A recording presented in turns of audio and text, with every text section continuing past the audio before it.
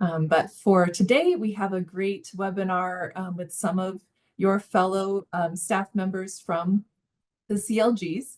It'll be talking about local government grant programs. So we've got Denise Grimm from Boulder County, Brad Boland from Castle Rock, Alexander Kramer from Elizabeth, and Kate McCoy from Park County to talk about each of their programs. I'm wondering if you guys want to briefly say hi to the group or introduce yourselves.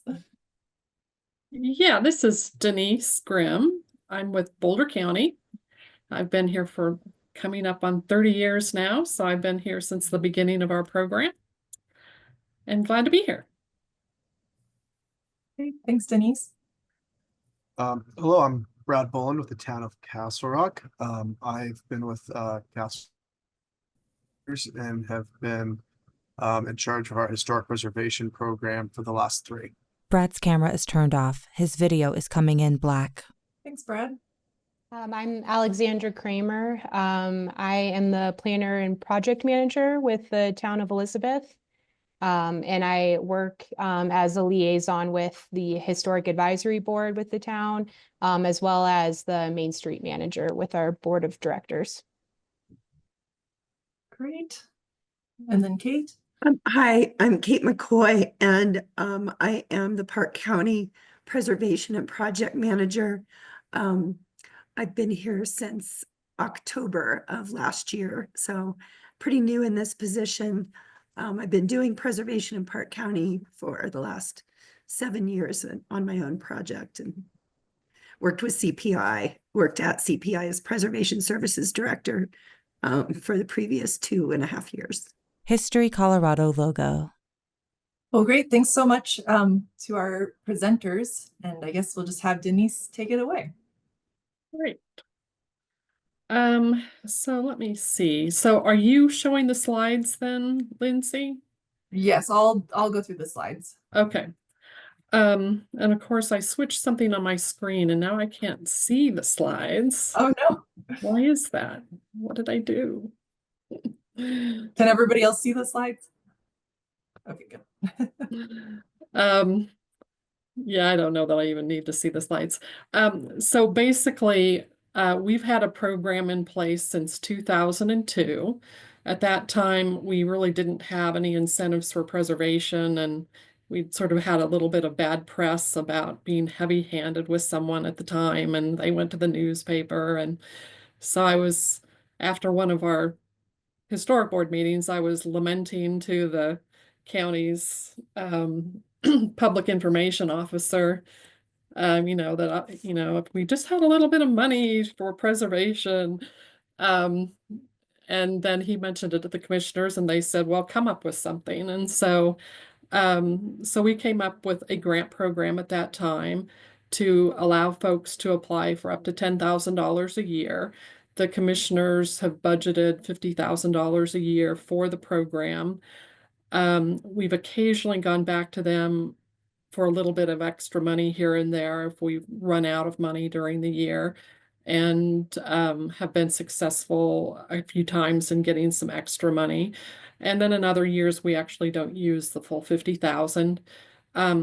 Folks can apply more than once, but they can only apply for up to $10,000 per year. And so we have had a number of people apply more than one time, and have phased projects over the years so that they can take advantage of the funds more than once. And the money can be used for, any exterior rehabilitation work, anything that's structural that keeps the building standing. We've even paid for a few things like, drainage improvements if it helped keep the building standing, or tree removal if we've had, trees that were in danger of falling on the building, and have even paid for replacing some electrical work where it was, old knob and tube wiring or something where, we thought the building might burn down or something like that. So those are the types of projects that can be funded. We don't cover soft costs. So architectural and engineering work can't be used. It has to be equally matched with the owner's own funds, or if they get grant money from some other place, that can be used as a match. Even their own labor or donated labor can be calculated and used as a match. And so we just ask people to come up with a calculation of what that would be if they want to do the work themselves, or if they have a group of friends or an organization that wants to help. So there's a lot of ways to match the money. And we reimburse at the end of the project, so they have to finish the work and turn in their receipts and things, and then we reimburse at the end. Title slide for the Rehabilitation Grant Program. And I think that covers the basics. And then I do have a few slides there that show some of the projects that we funded. The first two of those slides are the Shannon Farm, where they really went above and beyond in replicating some porch details from historic photos. And then for the barn on that property, it's like a clay tile brick that's built out of, and they had the forms made to, replicate those bricks and repair that barn. And then there's a slide of the Little Church in the Pines in Salina. We had a bunch of damage to structures in the Salina area after the big floods in 2013. And so we had, funds used for a number of projects at that time. And then the last slide, I think, is the Forrest Jones cabin up in the Sunshine community that did a bunch of rehab work a number of years ago. So those are just some examples of the projects that we've worked on. Images of 2 cabins. And I'm not sure, I think I may have forgotten to mention too that, we are the county, Boulder County, and not the city of Boulder. And so we cover the unincorporated parts of the county. We do have jurisdiction in places like Niwot, which is an unincorporated town site. And so there are some projects like that. But it doesn't cover projects within any of the incorporated towns that we don't have an intergovernmental agreement with. Lindsay's video feed replaces Denise's. Great, thanks, Denise. There are a couple of questions for you. So the money for the grant budget is being, it's budgeted by the Board of County Commissioners, but is there like a specific funding stream for it, or is it just out of the general It's fund? just out of the general fund. So, and it Okay. looks like somebody asked with both residential and commercial. So it can be any type of property, commercial, residential, institutional. We get a variety of, old mining properties or old farms, or a variety of different projects. And they have to be locally listed under our program. So if they're, even if they were on the National Register, but they weren't locally listed, we wouldn't fund it, because then we wouldn't be able to control, the, future demolition or something like that. And so we do require that it be designated under the county's program. That helps you get quite a few local landmarks, right? Yeah, it is one of the big incentives that brings people in the door. And so it's been, I think that's one of the big benefits of the program, is that it really does encourage people to see preservation as a benefit. Well, great. Well, we'll have time for more questions later on, but yeah, thanks, Denise. And Brad, you're up next. Slide, Town of Castle Rock Historic Preservation Incentives, March 19, 2025, Town of Castle Rock, Colorado logo. I think you're still on mute. Sorry about that. Yes, so with the town of Castle Rock, we have a few different grant programs. If we can get the next slide. A bullet point reads Local Restoration Grant. So our most popular and mostly used is our local restoration grant, and that is combined with our design assistant grant. And then we have a downtown historic preservation grant, which is a fairly recent program. And then we do partner with our Downtown Development Authority, which has some grant programs and some other funding opportunities through redevelopment agreements. Next slide. So our local restoration grant, it's the purpose of the local restoration grant program is to provide our designated landmark properties monetary assistance with rehabilitation or restoration projects. The type of projects that we will fund are very similar to Boulder County. It's a non-competitive grant, so we will take applications throughout the year. The maximum local restoration grant is $2,000. However, our board does have the discretion to approve a greater amount as long as it meets the 50% cash match, which they tend to do, especially if we have available funds later in the year. And we can just keep going. Sorry, I didn't realize we had this. Yeah, so as I said, 50% cash match. So then we do have an annual budget of $15,000 for the local restoration grant and assistance grant.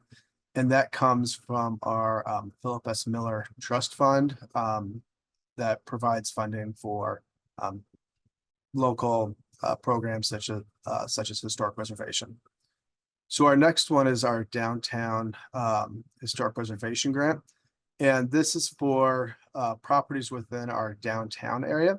We started this in 2021. It's a competitive grant with 2 rounds.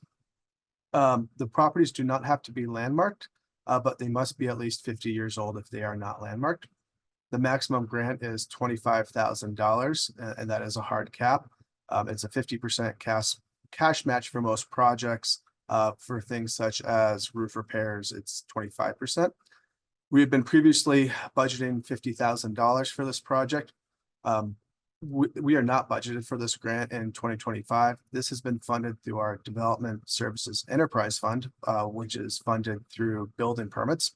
So in 2021, we were doing about 1,000 single-family resident permits, and we're down to about 400. So we chose not to fund it this year. The next grant we have is through our Downtown Development Authority, and their program is to improve facades within our downtown. They can do a maximum of $5,000 and $1,000 for design. The board had always struggled because they've wanted these grants to be used to improve properties, and historic projects don't necessarily, improve, rehabilitation. And so this past year, the DDA board formalized that historic preservation rehabilitation would be a qualifying type of project. And this is again a 50% cash match, can be used to match for other grants. An example of this just past year is the Denver and Rio Grande Depot that houses our Castle Rock Museum. They came to the Historic Preservation Board and got awarded $10,000 for work on their soffits and eaves. And then they were also able to get $5,000 from the DDA. So they were able to get $15,000 worth of grants for about a $24,000 project.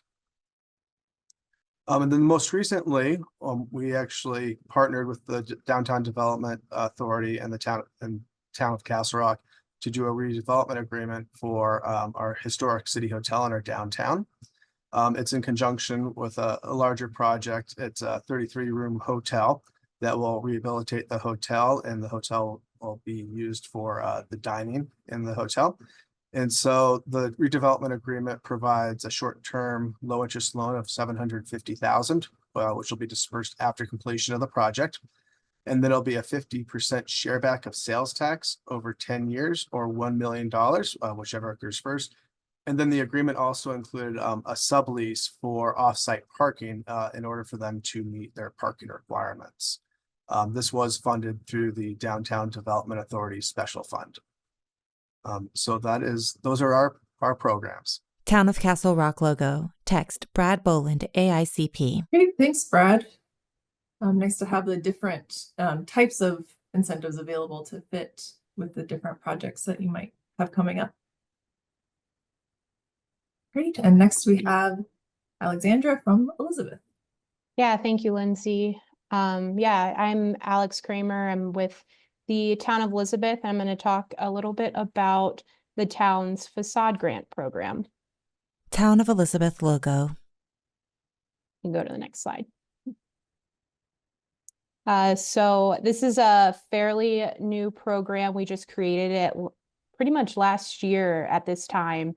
And we've had 2 rounds of it so far. And so the basics of the program is that it provides matching grants to building and business owners along our historic Main Street. We give awards that range from 500 at the minimum up to 5,000. An incentive we give to our historic property owners is that we require only a 25% match for our local historic registered properties, and then we require a 50% match for all other properties. We have 2 rounds, one being in January, the other being in June. It's about a 3-month process where we open up the month for applications to come in. That second month is when our review committee meets. And then that third month is when we give our awards out. We just had our first round in June of 2024. And so we just wrapped up actually our January round. Our eligible improvements consist of exterior painting, signage, masonry repairs, windows, doors, accessibility improvements. As far as our requirements go, the properties must be within our program boundary, which right now just consists of our Main Street area. The improvements must be visible from the right-of-way or town trail. So pretty much Main Street and then our town trail that runs parallel with our Main Street that's behind a lot of our historic buildings. And then there can't be any code violations or outstanding town bills that from the property owners. Slide application process. 4 symbols demonstrate the steps. The application process is pretty straightforward. We have the prospective applicants contact the community development department where I'm housed in. We just make sure that their project proposals meet all of the eligibility requirements right off the bat. And then I schedule them to present to the Historic Advisory Board, which is a requirement for the application.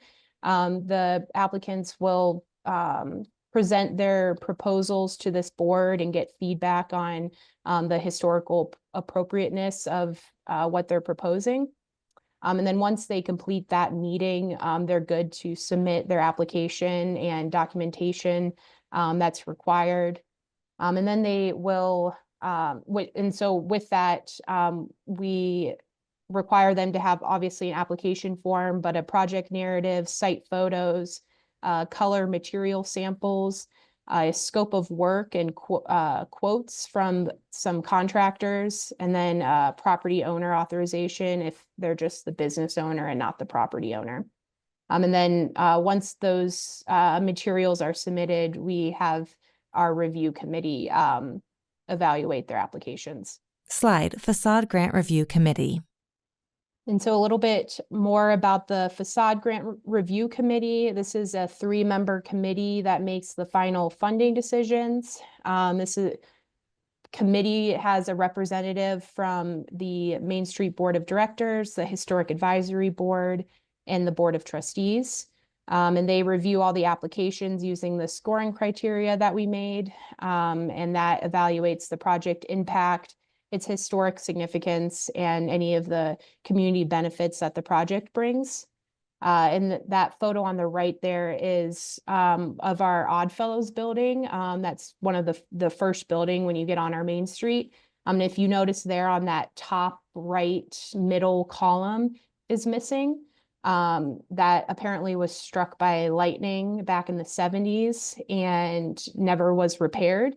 And the property has just recently turned over ownership, and the new owner is doing a lot of restoration work with the building and just took advantage of this last facade grant round and was awarded money for to repair that.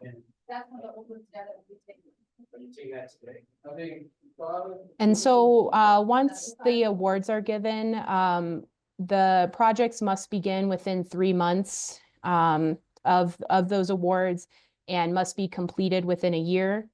In order for them to get reimbursed for their work, they must submit all of their invoices and receipts.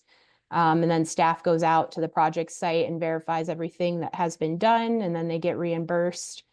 We place a sign at the project site. You can see there on those photos on the right. The sign just says, "Looking good, proud recipient of the Town of Elizabeth Facade Grant Program." Then it has a QR code that takes you to the Facade Grant webpage. And then we post project photos and share it on our social medias. And then those photos on the right there were our recipients of our first facade grant round. The top there was awarded money for exterior painting of the home, as well as to install gutters. And then the bottom one is of a new fence for a commercial property on Main Street. Slide. Thank you. Alex's contact information is listed. And that's all I have for you. Thank you, guys. And I guess those photos point out that your Main Street has some residential on it as well as commercial. So your facade grant will cover either type as long as they're in the area. Yep, residential, commercial, institutional. Yeah, we have all three of those types on our local historic register, so it's open up to all property types. Okay, great. Well, thanks, Alex. Yeah. And then moving on, Kate, you're up next. Great, thank you. I don't have this in my slides, but I wanted to say that probably the reason why I have my job is because of the local incentives in Park County, because I've been a recipient of both of our grant programs and got to know the Historic Preservation Commission here, and also the people who worked in the Office of Heritage and Tourism. And so it probably, well, it definitely made it easier to get this job. So that was pretty great. So that's an interesting way into a job, to be a awardee and come into the job. And you're looking at the view from Wilkerson Pass. It's a really breathtaking view of South Park and the mountains beyond it. And if you haven't been up to the visitor center at Wilkerson Pass, I highly recommend it. It's between Colorado Springs and Park County on 24. All right, next. Slide. 2 local grant programs. So we have 2 local grant programs. One is the Park County Historic Preservation Commission, or affectionately known as the Peach Pack. And this is $10,000 a year from the Park County General Fund. I think it's interesting to think about tax revenue. We have a new sales tax here for tourism. And I think it would be interesting to see if we can tap into that a little bit. This money is intended to be matched with other funding. We don't have a specific amount of match that you need. And sometimes people don't have match, and we consider this on a case-by-case basis. And it can repair, rehabilitate, or restore eligible or designated resources. So they don't have to be designated necessarily. And I think this is interesting. This program's been in place since 2000, by the way. And it can be national, state, or local registers. Stabilization of historic buildings or structures can be funded. Programs, events, activities promoting awareness of Park County resources or preservation techniques and trades. We fund a lot of activities in Park County, which is interesting. Both of these programs do that. The other program we have is the South Park National Heritage Area subgrants. So the amount varies, and it all comes from the National Park Service, which is interesting these days. And we are moving ahead with our 2025 subgrant round. We're going to meet on Monday to deal with those applications. So these grants are intended to be matched with other funding, and it's not federal. Federal money can't match federal money, so it has to be money from the state, money from other local sources, or money from property owners. And the interesting thing about match for the heritage area subgrants is that you get more points if you have more match, because the more match for these grants means more money from the National Park Service. It took me a while to wrap my head around that because I was a little up in arms about it, as I used to be the chair of the board of this body. And I was like, well, aren't we discriminating against people who don't have match money or don't have that much? And the reality is that the more match that we have toward these subgrants, the more money we get the next year. And so that's been a big issue, shall I say. What can we fund with this? Basically the same things as the Peach Pack grants, except we can also do things like trail building and maintenance, which we can't do with Peach Pack. A heritage area is kind of bigger than historic preservation, and it includes landscapes and things in a way that the Peach Pack doesn't. Okay, next. New bulleted lists on funding eligibility appear. So this slide is about who can get the funding. So for Peach Pack grants, nonprofit organizations, private property owners, municipal governments, and federal resource management entities operating in Park County, such as the U.S. Forest Service, could get Park County grants. And we haven't, the Peach Pack hasn't often funded the Forest Service, but other Park County granting bodies frequently fund Park Service, not Park Service, Forest Service projects. For example, the Land and Water Trust Fund will often fund things that are specific to water and land preservation that the Forest Service doesn't have budget for. And it'll be interesting to see how that changes in the current climate. So National Heritage Area money is more restricted. It could be nonprofit, government, and educational organizations, no private property owners. It could be federal and state resource management entities like CPW, Colorado Parks and Wildlife. It could be the Forest Service also. Okay, next. The review process, I didn't talk about the criteria here, and it's very much the same as criteria that other people have mentioned. So I don't think it's worth it to reiterate that stuff. Both of these programs have approval by two bodies. So there's the Historic Preservation Advisory Commission for the Peach Pack grants, and then the Board of County Commissioners. And then physical work must follow Park County standards for moving, altering, or demolishing historic resources. So we have a resolution in Park County that outlines what that means. And it's very similar to the Secretary of Interior standards for the treatment of historic properties. So the Heritage Area grants approved by the board of the Heritage Area and then approved by the county commissioners. And they need to address one or more of the goals of the management plan. And I didn't include those here. They're pretty basic and related to other criteria that people have brought up. And physical work has to follow the applicable Secretary of the Interior standards for the treatment of historic properties. What else did I want to say about this? Another thought came to me that I wanted to mention. Well, it's interesting that we have very little money for the Peach Pack grants, but we do the most physical work projects with Peach Pack grants.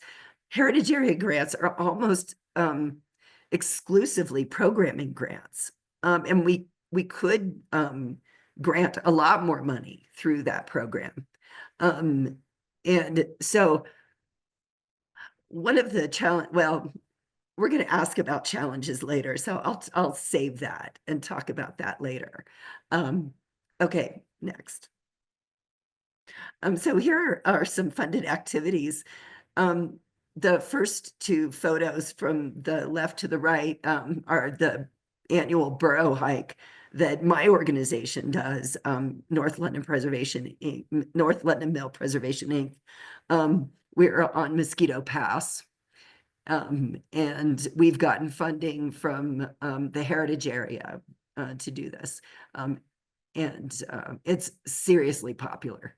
You can see from that middle top photo. And then what else do we have here? Oh, shoot. I wish I had a cheat sheet. I don't remember what all of these things are. There's a gold panning workshop on the bottom, on the left. And then the middle lower photograph is actually a mitigation project that's being done.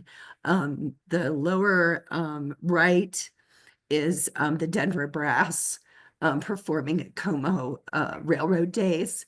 And that's been funded by the heritage area most years. And I'm trying to, there's a youth program on the top right, but I can't remember exactly what that is. I think it's something in conjunction with the Girls and Boys Club. All right, next. And then here's some planning and physical work that's been funded. On the left, the milling and then the construction of a water tower platform in Como, in the Como Roundhouse complex. I think it's really cool that they milled their own wood, and that was part of the whole process. And then, we do a lot of, rehabilitating windows and painting of exteriors with Peach Pack money. Then the top left is the rehabilitation of a gazebo, and I can't remember where that is right now. And then the lower one is planning for rehabilitation of a boxcar. All right, that's it. The PowerPoint disappears and Kate's video feed fills the screen. Kate is replaced by Lindsay's video. Great. Well, thanks everybody. So now we have a couple of roundtable questions for you all.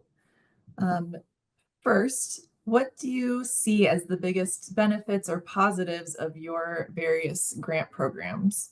Lindsay pauses, looking at the camera. Denise's video replaces Lindsay's. I can jump in there. I think, sort of as we touched on earlier, it really is an incentive for people to apply for landmark designation. So, you might have somebody, on the fence about whether to designate or not because they're concerned about the restrictions. But then if you can say, hey, you've just bought this farm with 12 outbuildings that need to be maintained, you could apply for funds each year to do a different building, and that, that's been a real benefit. So I'd say that having that incentive and encourages people to designate. Alex's video replaces Denise's.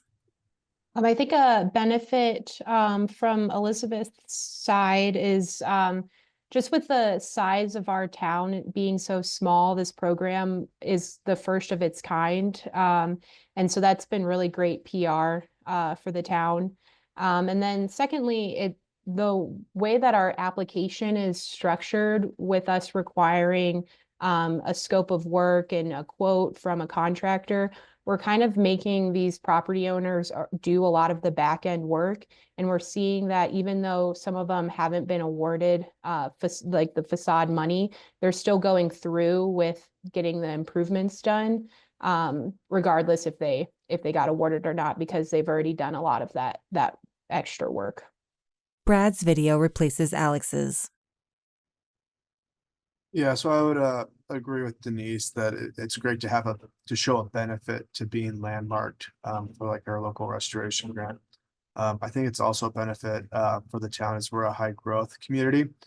And what we hear a lot is that the community wants to see that the character of the town is maintained. And so the grant program is something that we can point to in achieving that. Kate's video replaces Brad's. So I agree with what everyone has said so far about the incentive to propose a landmark designation. I think that the grant programs are a good incentive for that. There is a lot of hesitance in Park County to do that because people are worried about restrictions. And our Historic Advisory Commission, unless you get funding from us, we don't have any jurisdiction over what you do. We are just an advisory body, so we can't say you can't do that. Which, you know, some people are not very pleased with. They would rather that our advisory commission had a little more teeth. But once you get funding, if you get funding for something, you have to adhere to that. And, you know, we do a lot of programming, and I don't think that a lot of this programming would happen without these funds to do them. We have a lot of nonprofits in Park County that target youth and target tourists and locals. And I think that the programming really boosts the local economy and brings people in. So I think that's a big benefit of our grant programs. Great, thank you. Okay, next is, what are the challenges or things you would change about your grant programs? Lindsay smiles at the camera. I could go first on this one. One of the challenges is letting people know that these funds are available, especially for the Peach Pack grants. Some years, you know, we don't spend our $10,000, which is amazing to me that could happen. So I've been working on trying to get the word out. Not everyone's on social media. Not everyone is going to look at a website. So how do we, you know, spread the word? And so Park County is big, and I would like to get out to all of the towns and, you know, give presentations and stuff like that. So that's on the docket for this year, is to get out there and meet with people and try to spread the word that this money is available. We would really love to get more applications than we can fund. And so that we can be able to show that there's a desire and a need for these grants. And I think there is. I just think that it hasn't been well publicized. So, and the same people get grants year after year because they're the people who know. So I think that's a huge challenge of these grants. And then with the National Heritage Area grants, the funding is very uncertain going forward. And we know that we have that money for 2025, but we do not know if we have it after that. Kate mutes her microphone and rests her chin on her hand. Brad's video replaces Kate's. I can go next. So yeah, I would echo the awareness. I do not even know when the last time we got a design assistant grant application. And then another challenge we've had with our downtown historic grant is that it does require the property owner to enter into a historic easement with the town. And, you know, we tell them up front, we provide them, you know, the documentation. And then when it's time to actually, you know, pull the trigger on the easement, we've had some hesitation. So that's kind of a easy challenge to identify. Brad's video is replaced with Alex's. Yeah, something I would change about our program is giving more of an incentive for local historic registered properties. This program's so new, so we don't have a ton of identified challenges yet, but we thought that by lowering that match requirement for local registered properties, that we would get more of those property owners that were right on the edge of potentially registering their property, just like push them over the edge to get their property registered, and it hasn't. And so we're looking at ways to incentivize that a little bit better. Denise's video replaces Alex's. And I would say on our end, one of the things that I would like to see changed is the ability to cover soft costs as well, because I think that there are some folks that don't necessarily hire the level of expertise that would be beneficial because of the costs. And if we had some money there that could help, pay for them to do some extra legwork to find that architect that really has some preservation experience, or have some other engineering work done that they might not otherwise, I think would be beneficial. Lindsay's video replaces Denise's. Great, thank you.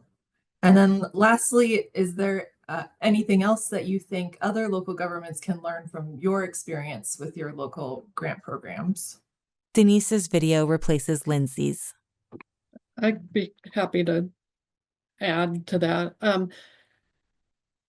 I think keeping it simple has been the biggest benefit that we've had. Is, it can be really overwhelming for people to apply for funds from the state or something like that, where, there are a lot of hoops to jump through. And, having a local program where, it's somebody you're already working with and they're familiar with you, they don't have to worry about, filling out tax forms and things like that, that I think can become overwhelming for folks.